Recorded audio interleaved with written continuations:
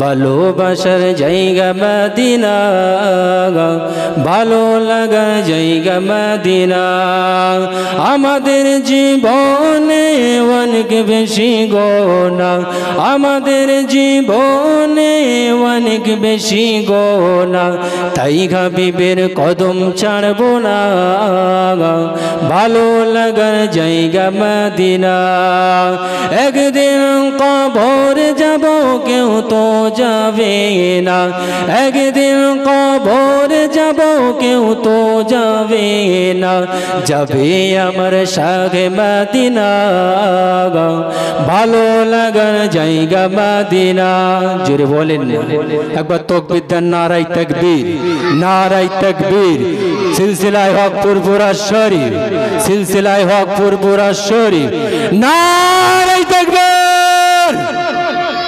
ভালোবাসার জায়গা মদিনা ভালো লাগার জায়গা মদিনা এত দরুদ পড়িতে বিতি মেটে না এত দরুদ পড়িতে বিতি মেটে না সুন্নতেও শান্তি থাকে না ভালো লাগার জায়গা মদিনা লা ইলাহা ইল্লাল্লাহ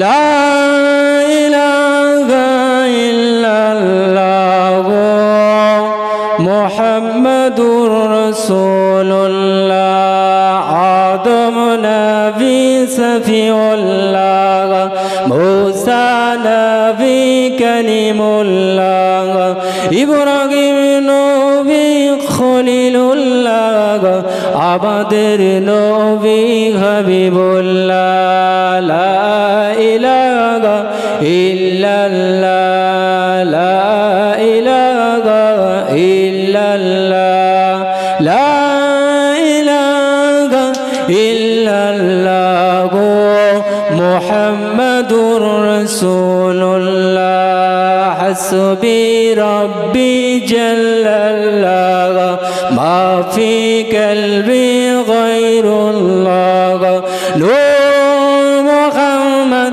সাল্লাল্লাহু লা ইলাহা ইল্লাল্লাহ লা ইলাহা ইল্লাল্লাহ লা ইলাহা ইল্লাল্লাহ মুহাম্মাদুর রাসূলুল্লাহ আসমান মালিক যে আল্লাহ জমিনের মালিক সে আল্লাহ হায়াতের মালিক যে আল্লাহ মৌতের মালিক সে আল্লাহ লা ইলাহা ইল্লাল্লাহ লা ইলাহা ইল্লাল্লাহ লা ইলাহা ইল্লাল্লাহ মুহাম্মাদুর রাসূলুল্লাহ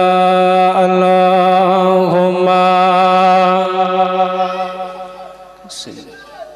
একটু ভেসকে রাখবেন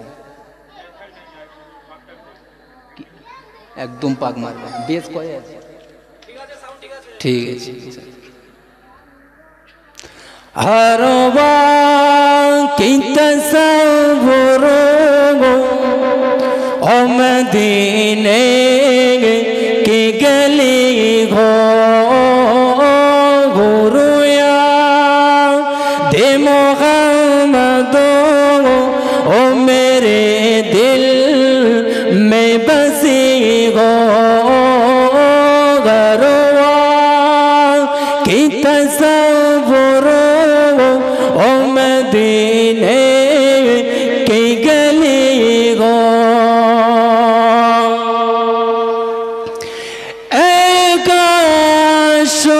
बन जाओ ओ मदीने कब सफीर फिर रो एगो इत बको बारा के चले गो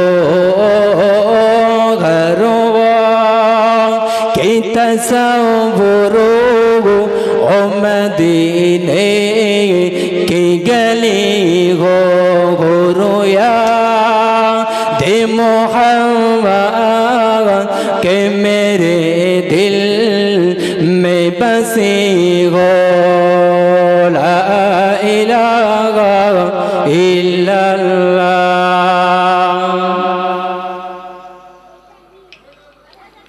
ला इलाहा इल्लल्लाह मुहम्मदुर रसूलुल्लाह सल्लल्लाहु अलैहि वसल्लम। আলহামদুলিল্লাহ, সমস্ত প্রশংসা আরাধনা সেই রব্বুল আলামিনের দরবারে যে আল্লাহ পাক আজকে আমাদের সকলকে ভালোবেসে এই মাহফিলে বসার তৌফিক দিয়েছেন। সে আল্লাহ পাকের দরবারে অসংখ্য শুকরিয়া। সকলে বলি আলহামদুলিল্লাহ। তারপরে পরে জানাই যে নবীকে না সৃষ্টি করলে আল্লাহ পাক কুল কায়নাত কিছুই সৃষ্টি করতেন না। সেই নবী পাকের দরবারে অসংখ্য দরুদ ও সালাম। সকলে বলি সাল্লাল্লাহু আলাইহি ওয়াসাল্লাম। আল্লাহর নবী পাক জবানে জানিয়ে দিলেন মিন নিসানিহি ওয়া ইয়াদিহি, তোমাদের জবান এবং তোমাদের হাত, এই জবানের দ্বারাই কিংবা এই হাতের দ্বারাই কোনো মুসলমান যদি আচরণ করা হয় তাহলে ওই মুসলমানটা উত্তম। আল্লাহর রসুল বলে যে মুসলমানের জবান এবং হাত থেকে অন্য মুসলমান নিরাপত্তা পেল। বুঝতে পারছেন কি বলছি? তাহলে জবান সবসময় পাক রাখতে হবে, হাত সবসময় ঠিক রাখতে হবে, যেখানে সেখানে হাত মারা যাবে না, আর জবান দিয়ে যেখানে সেখানে কথা বলা যাবে না। কেন? কথা বলে দিলে হয়ে গেল, কিন্তু তুমি কি কথা বলছো এটা তুমি বোঝো না। সেই জন্য আল্লাহ পাকের ওলি হযরতে নিজামউদ্দিন আউলিয়া এত বড় আল্লাহর ওলি ছিলেন। নিজামউদ্দিন আউলিয়া হুজুর ৯৯টা খুন করে আল্লাহর ওলি হয়ে গেল। জোরে বলে, এই ইতিহাস জানা আছে? নিজামউদ্দিন আউলিয়া ৯৯টা খুন করেছিল, আল্লাহর ওলি হয়ে গেল। তাহলে আল্লাহ পাকের ওলি নিজামউদ্দিন আউলিয়ার দরবারে এক যুবক ছেলে এলো, এসে বলতে লাগে, হে আল্লাহ পাকের ওলি নিজামউদ্দিন আউলিয়া, তুমি আমাকে কিছু দাও হুজুর, আমার বাড়িতে কিছু নাই, আপনি কিছু দেন, আমি তাই নিয়ে আমার সংসারখানা পরিচালনা করব। মুসলমান ছেলেমেয়েরা, আব্বারা, যুবকেরা, এ আমার নবী পাকের প্রেমিকেরা, আল্লাহ পাকে বলি হযরতে নিজামউদ্দিন আউলিয়া রাহমাতুল্লাহ আলাইহির দরবারে যুবক ছেলেখানা চলে গেলে, ও আল্লাহ পাকে বলি নিজামউদ্দিন হুজুর আমাকে কিছু দেন, আমার বাড়িতে কিছু নাই। আল্লাহ পাকে বলি নিজামউদ্দিন আউলিয়া বলতে লাগে, ওগো বাবা যুবক, তুমি ওখান থেকে কিছু পাথর তুলে আনো।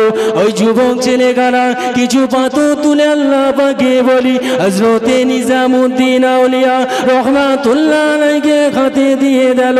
আল্লাহ পাকে বলি নিজামউদ্দিন আউলিয়া চোখখানা বন্ধ করলেন, করে 3 বার পড়তে লাগে, কুলহু আল্লাহু আহাদ আল্লাহু সামাদ লাম ইয়ালিদ ওয়া লাম ইউলাদ ওয়া লাম ইয়াকুল লাহু কুফুয়ান আহাদ।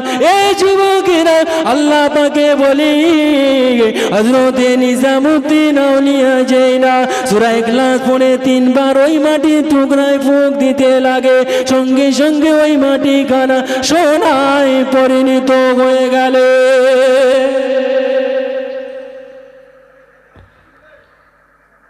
মাটির টুকরায় ফুঁক দিলেন, সূরা ইখলাস পড়েছে, সঙ্গে সঙ্গে মাটিখানা সোনা হয়ে গেল। তাহলে যুবকের মনে তো প্রশ্ন আসতে পারে যে কি ব্যাপার হুজুর, আপনি মাটিতে ফুঁক দেন, মাটি সোনা হয়ে যায়, কোনো কারণ আছে নিশ্চয়। ওই যুবক ছেলেখানার হাতে যেই আল্লাহ পাকের ওলি নিজামউদ্দিন আউলিয়া ওই সোনার টুকরো দুটো দিয়ে হাতে দিয়েছে, ওই যুবক ছেলেখানা রাস্তার ধার দিয়ে যায়। অবশেষে শয়তানের সাথে দেখা হয়। বাপ সর্বপ্রথম বুঝতে হবে শয়তান 3 প্রকার। শয়তান 3 প্রকার, একটা শয়তান, আর একটা মানুষ শয়তান, আর একটা জিন শয়তান। শয়তানের পাল্লায় তুমি পড়বে, তুমি বাঁচতে পারবে জিন শয়তানের পাল্লায় তুমি পড়বে, বাঁচতে পারবে। বাপ, এই মানুষ শয়তান, এদের পাল্লায় যে পড়বে তার আখেরাতও বরবাদ হয়ে যাবে, এ দুনিয়াও বরবাদ হয়ে যাবে। ঠিক কিনা ভুল বলেন? সঙ্গে সঙ্গে শয়তানের সাথে দেখা হলো। শয়তান বলতে লাগে, এ যুবক তোমার হাতে কি? বলে সোনা। তা বলে কোথায় পেয়েছে? বলে আমার বাড়িতে কিছু নাই, আল্লাহর ওলি নিজামউদ্দিন আউলিয়া হুজুর সোনায় ফুঁক দিয়েছে, সোনা মাটিতে ফুঁক দিয়েছে, মাটি সোনা হয়ে গেছে, হুজুর আমাকে দিয়েছে। বুঝে আসতে আমি বোঝাতে পারছি? তখন শয়তান বলতে লাগে, যুবক তুমিও সোনা তোমার হাত থেকে ফেলে দাও, আর তুমি বাড়িতে গিয়ে যত মাটি আছে সমস্ত মাটি এক জায়গায় করে তুমিও সূরা ইখলাস পড়ে ফুঁক দেবে, ওই মাটি সোনা হয়ে যাবে। বাপ, কোনো সময় হবে? অবশ্যই। মুসলমান ছেলেমেয়েরা, বারা যুবকেরা, এ আমার নবী পাকের প্রেমিকেরা, আল্লাহ পাকের ওলির দরবার থেকে ওই যুবক ছেলেখানা সোনা নিয়ে গুটি গুটি পায় বাড়ির দিকে রওনা দেয়। হঠাৎ করে শয়তানের সাথে দেখা হয়ে যায়। শয়তানের যুক্তি পড়ে ওই যুবক ছেলেখানা সোনাখানা ফেলে দেয়, আর বাড়িতে গিয়ে বিবিকে বলতে লাগে, এ আমার বিবি, বাড়িতে যত মাটি ঢেলা আছে সমস্ত মাটি এক জায়গায় করো, কেননা আমি সূরা ইখলাস পড়ে ফুঁক দেব, আর সঙ্গে সঙ্গে ওই মাটি কানা সোনা হয়ে যাবে। এই যুবকেরা আল্লাহ পাকে বলি নিজামউদ্দিন আউলিয়া হুজুর ফুঁক দেয়, মাটি সোনা হয়ে যায়, আর ওই যুবক মাটিতে ফুঁক দেয়, মাটি তো সোনা হয় না। এই দৃশ্য দেখে যুবক ছেলেখানা আল্লাহর ওলি নিজামউদ্দিন আউলিয়া দরবারে চলে গেল। ও আল্লাহ পাকে বলি নিজামউদ্দিন, তুমি মাটিতে ফুঁক দাও, মাটিখানা সোনা হয়ে যায়। আমি মাটিতে ফুঁক দেই, কিন্তু মাটিখানা সোনা হয় না। হুজুর তুমি কি এমন বিদ্যা জানো? ওই সময় আল্লাহ পাকে বলি নিজামউদ্দিন আউলিয়া রাহমাতুল্লাহ আলাইহি বলতে লাগে, ওগো বাবা যুবক, শুনে রেখে দাও, জেনে রেখে দাও, আমি নিজামউদ্দিন আউলিয়া, আমি নিজামউদ্দিন আউলিয়া আজ থেকে 20 বছর আগে, আর তার আগে থেকে আজ থেকে 20 বছর আমি নিজামউদ্দিন আউলিয়া একবারও মিথ্যা কথা বলি না। মিথ্যা কথা বলে কে? হযরতে নিজামউদ্দিন আউলিয়া। তাহলে জবান চালাতে হবে, জবান সবসময় সত্যর পথে থাকবে। কিসের পথে? সত্যর পথে জবান লাগাতে হবে, হক কথা বলতে হবে। হক কথা বলতে গেলে তোমাদের পেটে ভাত হবে না, ওদিকে তোমাদের লক্ষ্য করলে হবে না, হক কথা বলে যেতে হবে। ঠিক বলছি না ভুল বলছি বাপ? যতদিন বাঁচবে হক কথা বলে যাবে, কেননা এই দুদিনের দুনিয়া পেয়ে আর চিরস্থায়ী দুনিয়ায় থাকবে এ আশা করো না, কেন তুমি আল্লাহর ডাকে সাড়া দিয়ে চলে যাবে। হযরতে আলী হুজুর আল্লাহর নবীর দরবারে এসে বললেন, ইয়া রাসূল আল্লাহ, হাবিব আল্লাহ, হুজুর আমি শিকারে যেতে চাই, শিকারে যাবে। তা আল্লাহর রসুল বলে, ও বাবা আলী, তুমি 3 দিকে যাবে, একদিকে যাবে। শুনতে পাচ্ছেন সব? 3 দিকে যাবে, একদিকে যাবে। তাহলে রাসূলুল্লাহ মানা করলো আলীকে, আলী আর যেতে পারবে? মুসলমান ছেলেমেয়েরা, বারা যুবকেরা, এ আমার নবী পাকের প্রেমিকেরা, আল্লাহ নবী মসজিদ নববী শরীফের ভিতরে বসে আছে। হঠাৎ করে হযরতে আলী গিয়ে বলতে লাগে, ইয়া রাসূলুল্লাহ, হাবিবাল্লাহ, আমি আলী আজকে হুজুর একটু শিকারে যেতে চাই। আল্লাহ নবী বলেছিলেন, ওগো বাবা আলী, তুমি 3 দিকে শিকারে যেতে পারবে, তুমি একটা দিকে শিকারে ছেড়ে যেতে পারবে না। আল্লাহ নবী সাহাবা আলী হুজুর আমার 3 দিকে চলে গেল, কিছু তো পেলে না, কোনো শিকারখানা পেল না। আল্লাহ নবী সাহাবা আলীর পেটে একটা কথা গেল যে আল্লাহ নবী আমাকে 3 দিকে যেতে বলেছে, একদিকে যেতে নিষেধ করেছে। আল্লাহ নবী সাহাবা হযরতে আলী ওই দিকে চলে গেলে, গিয়ে দেখতে লাগে কত সুন্দর একটা পাখি ডালে বসে কালেমা শরীফ পড়তে লাগে। আবার ওই পাখিটা কিছুক্ষণ পরে অন্য জায়গায় গিয়ে নোংরা খেতে লাগে। এই যুবকেরা, আল্লাহ পাকের সাহাবা হযরতে আলী হুজুর আমার এই দৃশ্যটা দেখে আল্লাহ নবীর দরবারে চলে গেলেন। ইয়া রাসূলুল্লাহ হাবিবাল্লাহ, ইয়া রাসূলুল্লাহ হাবিবাল্লাহ, আমি আলী দেখতে লাগি একটা কত সুন্দর পাখি কালেমা পড়তে লাগে, আবার ওই পাখিটা কিছুক্ষণ পরে নোংরা খেতে লাগে। আল্লাহ নবী বলেছিলেন, ওগো বাবা আলী, ওটা হলো আমার আখিরি জামানার উম্মত, ওরা সকালে আনবে ঈমান আর রাতে হবে বেঈমান, ওরা রাতে আনবে ঈমান আর সকালে হবে বেঈমান। এ যুবকেরা, নবী পাকের প্রেমিকেরা, ওই জন্য আমি বলে যাই দুদিনের দুনিয়া পেয়ে আর চিরস্থায়ী দুনিয়া জমিনে থাকবে আশা করো না। আমাদের সর্বপ্রথম ঈমান আনতে হবে আল্লাহর প্রতি। আমানতু বিল্লাহ, ঈমান আনো আল্লাহর প্রতি, ও আমানান নাস, এবং ঈমান আনো মানুষের প্রতি। মানুষ বলতে আমার রাসূলুল্লাহকে বুঝিয়েছে, ও কুতুবিহি, এবং ঈমান আনো কিতাবের উপরে, ও রাসূলিহি, এবং রাসূলের উপরে ঈমান আনো, ওয়াল ইয়াউমিল আখির, এবং কিয়ামত একদিন হবে, এর প্রতি আমাদের ঈমান আনতে হবে। জোরে বলে, ঠিক বলছি না ভুল বলছি? আমাদের ঈমান যদি না থাকে, নামাজ, রোজা, হজ, যাকাত সব বেকার হয়ে যাবে বাবা, কিছু থাকবে না। সবসময় ঈমান তাজা রাখতে হবে। তাহলে বোঝাতে পারছি তো? সবসময় ঈমান তাজা রাখতে হবে। এই জামানায় ঈমান ধরে রাখা বড় কষ্ট আছে। দেখছেন না এখন কি হচ্ছে মিডিয়ায়, কি পড়ছে মিডিয়ায়, কি হচ্ছে দেখতে পাচ্ছেন না? এই মোবাইল তোমাকে ঈমানদার বানাতে পারে, আবার এই মোবাইল তোমাকে বেঈমান বানাতে পারে। ঠিক বলছি না ভুল? আজকের সোশ্যাল মিডিয়া খুললে দেখা যায় এ হুজুর ওই হুজুরের নামে বলে, আর ওই হুজুর ওই হুজুরের নামে বলে, আছে না? বাপ, আমি ওসব কিছু না, ঘটনা বলবো চলে যাব, কোরআন হাদিসের কথা বলবো চলে যাব, ওসব কিছু না।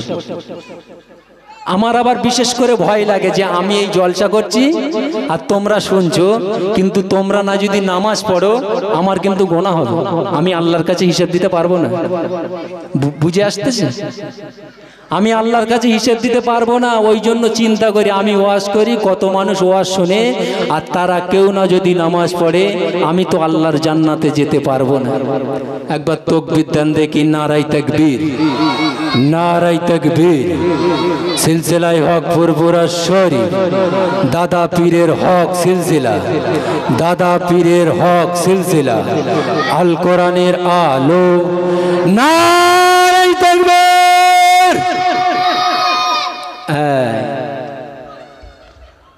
সর্বসময় ঈমান তাজা রাখতে হবে।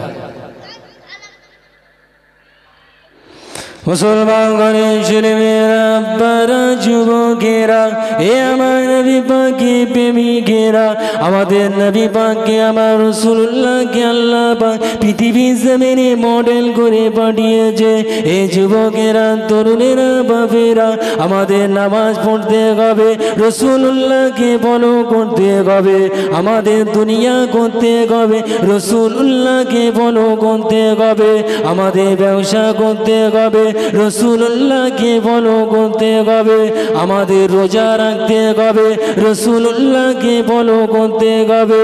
এ নওজোয়ান যুবকেরা, তরুণেরা, কিছু বছর আগে লক্ষ্য করে দেখা যায় আমি যেখানে বসে আছি এখানে রসুল্লাহ বসেছিলেন, আপনারা যেখানে বসে আছেন ওখানে সাহাবারা বসেছিল, আমি যেখানে বসে আছি এখানে সাহাবা হুজুরা বসেছিল, আপনারা যেখানে বসে আছেন ওখানে তাবেঈনরা বসেছিল। এ নওজোয়ানেরা, কলকাতার মানিকতলা জমিন জন্য করে শুয়ে আছে, সুফি ফতেহ আলী ওয়াইসি ওয়াজ করেছিল, আর ফুরফুরা বিন আবু বকর ওয়াজ শুনেছিল, আল্লাহর ওলি হয়ে গেল।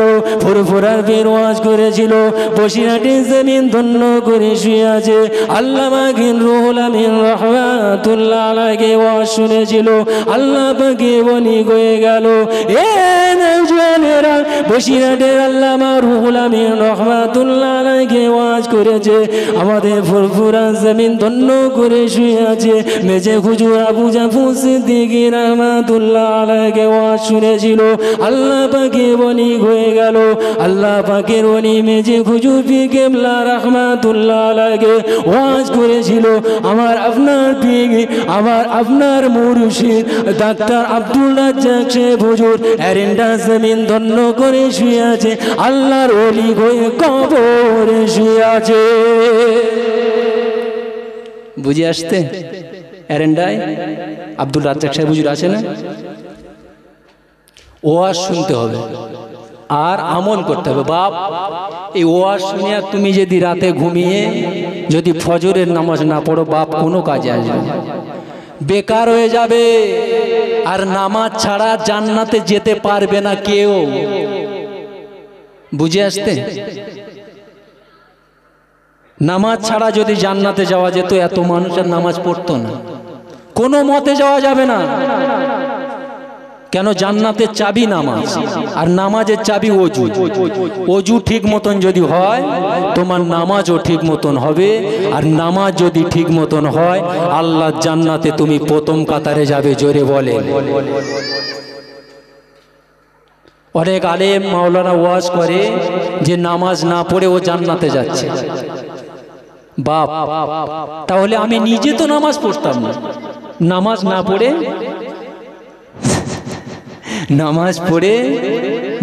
পড়ে যদি জান্নাতে যাওয়া যায়, তাহলে আমি নিজেও পড়তাম। কেন পড়বো? জান্নাতের আশায়।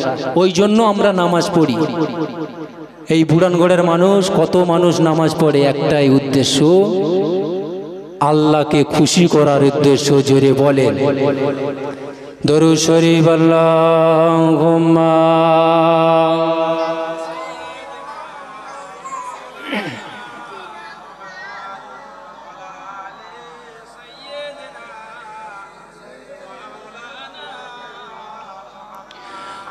ও শেখেরে মোগাবান জাগা মুস্তফানে ওহি গরবলানে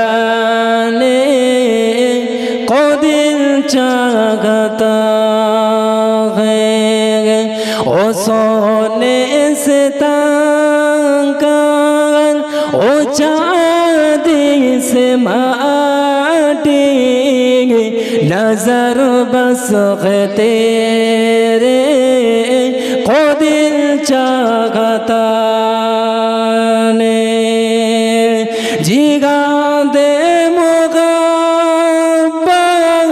की आवाज गूंजेगी जिगा दे मोहब्बत की आवाज गूंजेगी कागा गज़लाने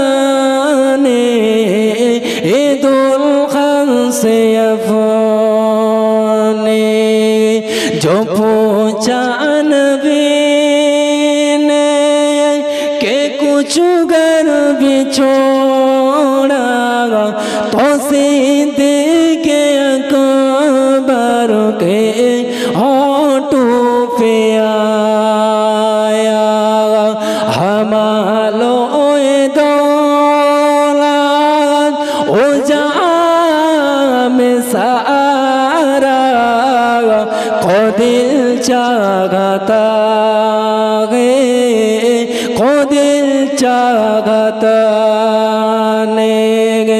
ओशगरे मुग़व्वद जगा मुस्तफ़ा ने ओगी करबला ने को दिल चाहता गे अल्लाहुम्मा मौला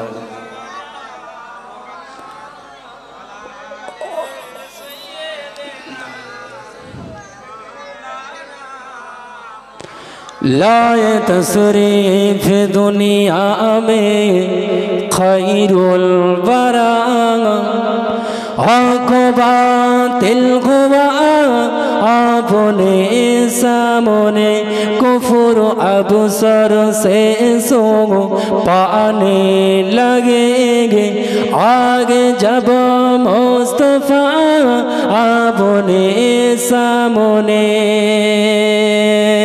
लाए तशरीफ दुनिया में खैरुल वरा अक़बा तिल गुवा आपने सामने चाँद से खूब बेहतर रुखे मुस्तफ़ा इनको देखा तो ये आयशा ने कहा चाँद से खूब बेहतर रुखे मुस्तफ़ा इनको देखा तो ये आयशा ने कहा तौबा तौबा उनके चाँद जैसा कहो चाँद जैसा बता